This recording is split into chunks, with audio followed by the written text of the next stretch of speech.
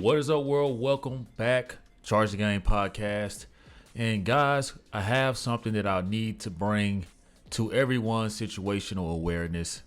Maybe some of you already have noticed this, but I can't help but notice no one on Fox Sports, FS1, ESPN is talking about the blowout that happened between the Chicago Sky versus the Indiana Fever, where the Indiana Fever come in and completely make a mockery of the Chicago Sky, Angel Reese. And guess what, guys? It goes unnoticed. They don't have any coverage for this. And the wild part about it is, if this were Angel Reese that had blown out Caitlin Clark, it would have been world news. It would have been everywhere. So my first question is, why haven't we heard from yours truly? ESPN, First Take, Stephen A. Smith, Monica McNutt, Shanae, L. Duncan. I mean, the list goes on. They have so much to say when it's time to praise Angel Reese. Why aren't they talking about her now? And this is what the media has done. For Angel Reese, this is why Angel Reese feels like she's untouchable. You can't discuss her in a negative manner. And people like me, content creators like me, we're looked at or villainized as haters or people that tell the truth because the media isn't doing their job. They are not telling the truth. They only want to paint Angel Reese in this light when it counts, when it matters. They had so much coverage of Angel Reese when it was, alleged that she was receiving all this racism. If you're going to cover Angel Reese, cover her the whole way. Because what I'm starting to see, guys, is when Angel Reese falls flat on her face, once Angel Reese is embarrassed, the media, they act like they don't see anything. If it's anything tied to Caitlin Clark, they're all ears. Maybe they're not talking about this because Caitlin Clark didn't play in the game. I don't know. But what I do know is this trend seems to keep happening. Every game last season between the Chicago Sky and the Indiana Fever, ESPN, they were number one, right? They were first dibs on covering this, guys, all the games because they had a narrative. And Angel Reese has gotten so bad. They don't probably want to paint her in any more of a negative light than she already is because she has these friends and these acquaintances. Mind you, guys, the black community, for the most part, they go out of their way to protect Angel Reese. Why I call them out is because they criticize other black male athletes, LeBron James, Lamar Jackson. When it comes to the black male athlete, it's open season. But for some reason, Angel Reese is protected.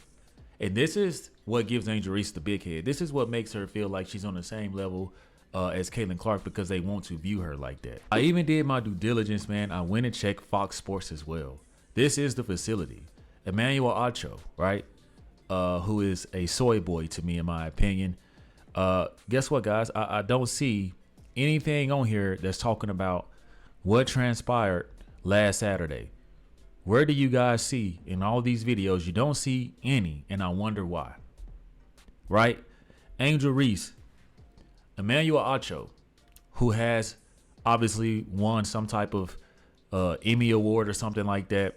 He wrote the book Uncomfortable Conversations with a Black Man, had the podcast and everything. But we all know, like, people like this like to pick and choose when they want to, talk about those type of topics. You didn't hear anything from Ryan Clark? Nothing. Seriously, they all protect Angel Reese, man. What about Joy Taylor? This fabulous sports show that she is on, she is supposed to be the voice, the advocate for black women.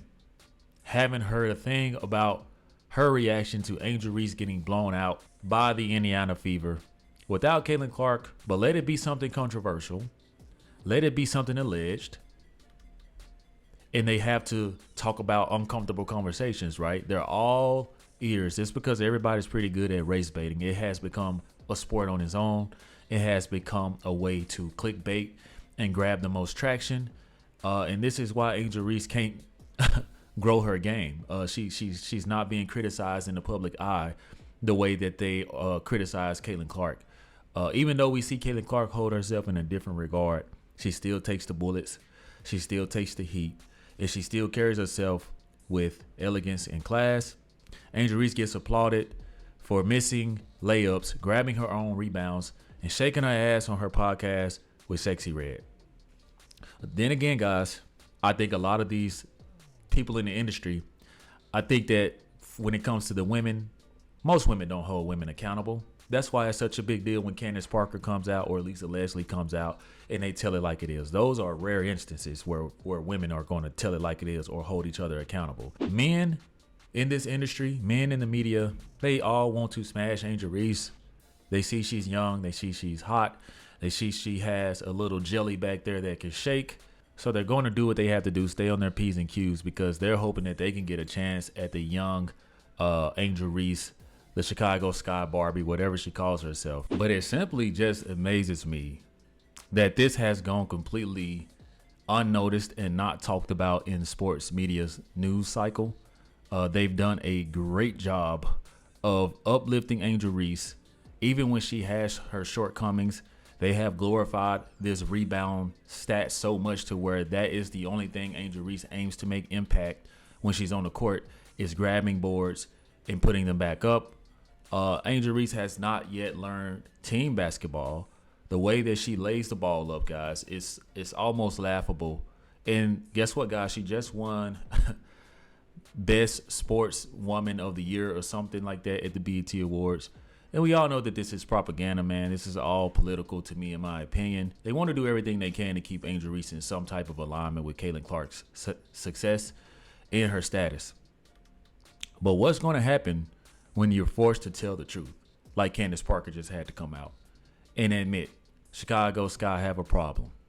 They've created a pseudo-star instead of a superstar. Draymond Green coming out. The Chicago Sky are terrible.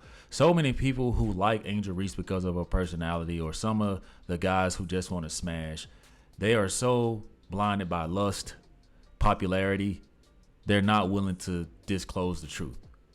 They're not willing to tell it. And this is why Angel Reese is walking around here showing up in these crazy game day outfits only to score 4 points, because regardless, she's going to get praised and the media is going to protect her. And you're seeing this in real time and nobody's talking about it. But it is something that I noticed. If you guys do know of any major sport networks that have covered Angel Reese being blown out by the Indiana Fever, please, guys, let me know in the comment section, because I have not seen or came across any, right?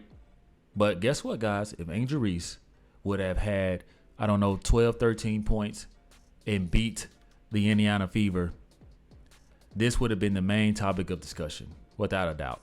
Without a doubt. Even though Caitlin Clark didn't play in the game, they would want to glorify and highlight a win for Angel Reese in the Chicago Sky.